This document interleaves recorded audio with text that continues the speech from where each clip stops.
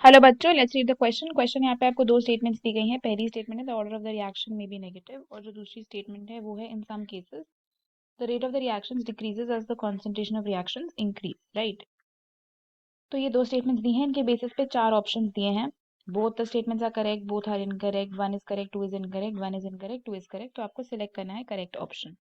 तो अगर इस क्वेश्चन में हम बात करते हैं अबाउट द की कॉन्सेप्ट, तो we will talk about the order of a reaction. ठीक है, ऑर्डर ऑफ अ रिएक्शन की बात करते हैं। तो किसी भी रिएक्शन का जो ऑर्डर होता है वो एक एक्सपेरिमेंटली डिटरमाइंड क्वांटिटी होती है। और ये जो ऑर्डर ऑफ अ रिएक्शन है ये पॉजिटिव भी हो सकता है, नेगेटिव भी हो सकता है, जीरो भी हो सकता है, फ्रैक्शनल भी हो सकता है। तो ऑर्डर ऑफ द रिएक्शन की कोई भी वैल्यू हो सकती है। It can either be positive, negative, zero और फ्रैक्शनल। तो जो पहली स्टेटमेंट है इट मे बी नेगेटिव, ये बात बिल्कुल सही है कि ऑर्डर नेगेटिव भी हो सकता है, it is possible. experimentally determined होता है, it can be any of these. In some cases rate of the reaction decreases as the concentration of reactants increase. तो ये वाली जो स्टेटमेंट है ये कैसे होगी, जैसे सपोज मेरे पास एक रिएक्शन है A plus be giving C plus D.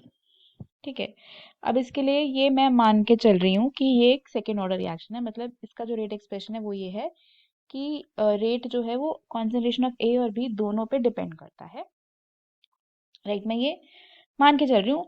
अब क्या हो गया, अगर इसका सपोज ए के रिस्पेक्ट में order minus one by two है और बी के रिस्पेक्ट में ऑर्डर वन है, जो कि हो सकता है, नेगेटिव भी हो सकता है ना ऑर्डर।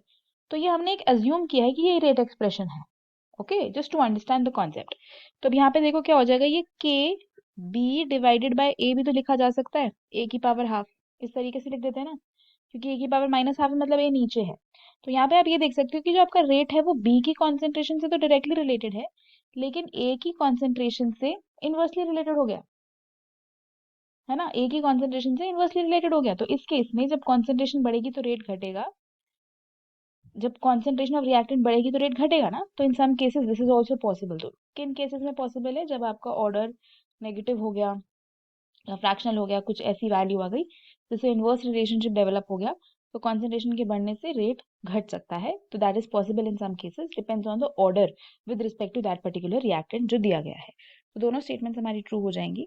तो करेक्ट आंसर इस क्वेश्चन का ऑप्शन वन रहेगा। So if you talk about the final answer for this question, तो वो होगा option one. Hope you understood it well, best of luck.